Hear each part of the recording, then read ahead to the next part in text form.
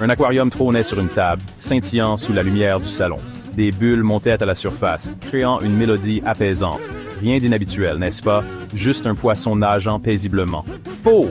Le poisson à l'intérieur, Gilles, portait un minuscule monocle et il avait l'air impatient, comme s'il attendait quelque chose. Gilles, dites donc mon cher, une pizza!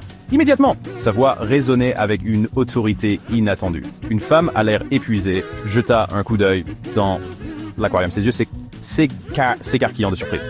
Ce n'était pas un mardi comme les autres. Quelque chose d'extraordinaire se passait. Woman. Jill, tu viens de... Elle ne pouvait pas croire ce qu'elle venait d'entendre. Jill, ne soyez pas absurde. Je ne suis qu'un poisson. Mais un poisson avec des goûts raffinés.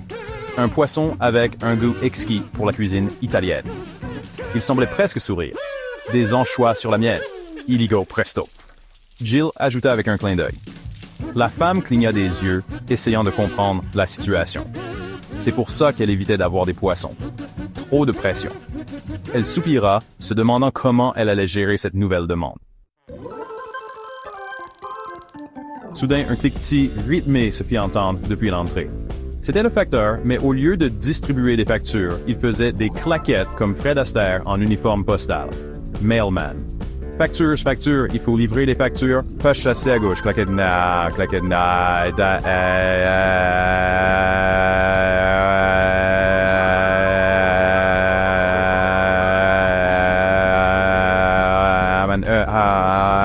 mauvaise adresse. Mailman, y a-t-il un guide ici? Qui a commandé une grande pepperoni avec supplément un choix? Jill, il était temps, je meurs de faim. La femme sentit une migraine arriver.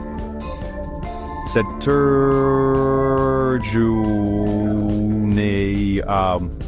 était officiellement plus bizarre qu'un kangourou sur un monocycle.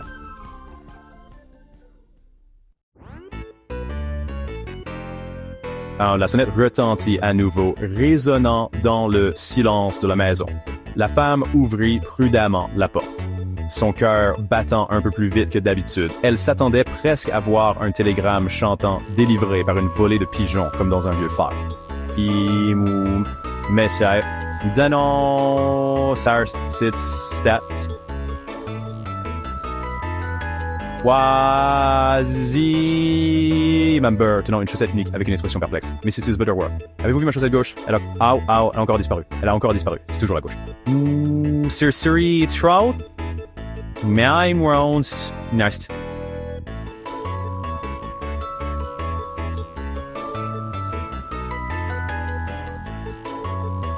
Résoudre. Woman. Peut-être que le sèche-linge l'a mangé. Ces machines sont connues pour avaler des chaussettes. Miss Butterworth. C'est absurde. C'est un complot, je vous le dis. Un complot de voleurs, de chaussettes. Une cabale de voleurs de chaussettes. Ils sont partout, invisibles, mais toujours présents. Avant que la femme puisse répondre, Jill, le poisson rouge, intervint depuis son bocal. Jill.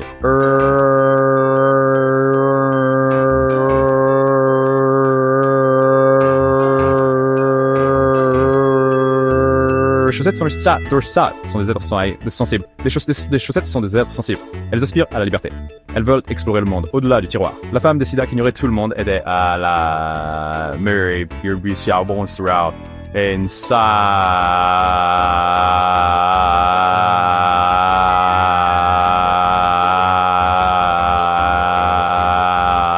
après tout, Doris, comment discuter avec un poisson rouge et une voisine obsédée par des chaussettes disparues.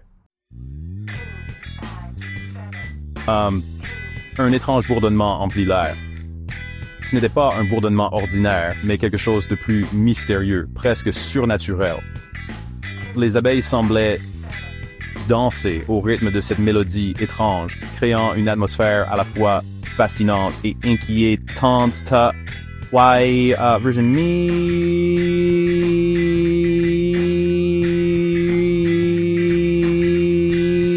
c'est soin desire. Extérieur curieux et moi je me réfère à écrire sur mes soins sur c'est ce.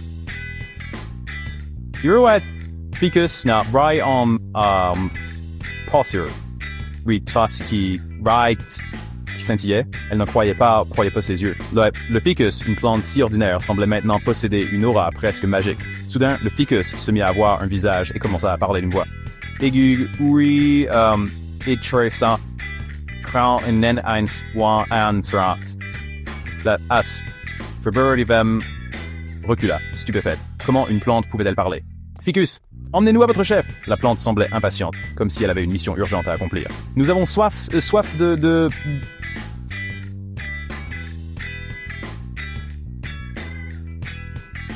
Ça dawai Allah's rarable dam et tao là. Si absurde que la femme ne put s'empêcher de rire nerveusement. Ouais, bon, ça devient ridicule. Elle se demandait si elle rêvait ou si elle était tombée dans un épisode de science-fiction. Le facteur en plein milieu de ses claquettes se figea. Il n'avait jamais vu une telle scène auparavant. Mailman. De la funk, vous dites? Il était à la fois intrigué et amusé par cette demande inhabituelle. Il se trouve que je suis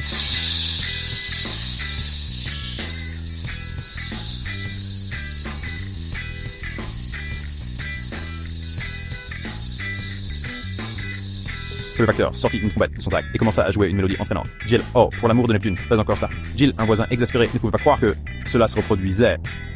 Tous les mardis, c'est la même chose. Chaque semaine, une nouvelle bizarrerie semblait se produire. La femme décida qu'une petite sieste s'imposait, voire 10. Elle espérait que tout cela ne serait qu'un mauvais rêve à son réveil. Mais avant qu'elle ne puisse s'échapper, un bel inconnu en costume à paillettes fit irruption par la porte. Il s'inclina profondément. Stranger, puis-je vous inviter à danser le tango? Il tendit la main à la femme déconcertée. Woman, mais je ne sais pas danser le tango. Stranger. Parfait. Rower our adliro, that gao sempre first doris. L'improvisation est la clé. Il l'entraîna dans une danse vertigineuse, réussissant tant bien que mal à éviter le facteur claquettiste et Madame Burr agrippant sa chaussette. Chapitre 6, Carter Xiao, Rhino Rao. Quand les caniches volent. Juste au moment où la femme pensait que les choses ne pouvaient pas devenir plus étranges, une meute de caniches portant de minuscules lunettes de pilote passa devant la fenêtre. Poodle. 1. En avant. Vers l'usine de B-Square. Prochain peu Rao. Fait. Poodle. Dur. Meow Mayday. Rao Burrows. Meow Day. Wow. Plus de croquettes. Jill fit remarquer.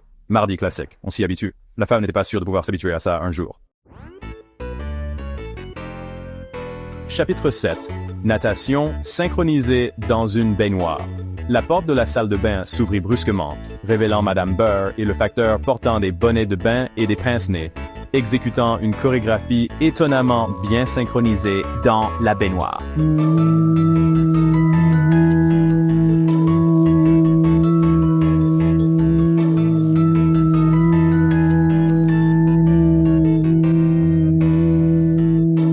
Synchronisée, nous appelons celle-ci la symphonie de chaussettes disparues. Méluane, chantant, perdu, retrouvé encore et encore, nous voulons tout des chaussettes. Ah! La femme resta bouche bée. Était-ce la vraie vie? Ou était-elle tombée dans un tableau de Salvador Dali? Chapitre 8. La grande évasion en caddie, propulsée par fusée. Soudain, le bel inconnu arrêta de danser et regarda sa montre.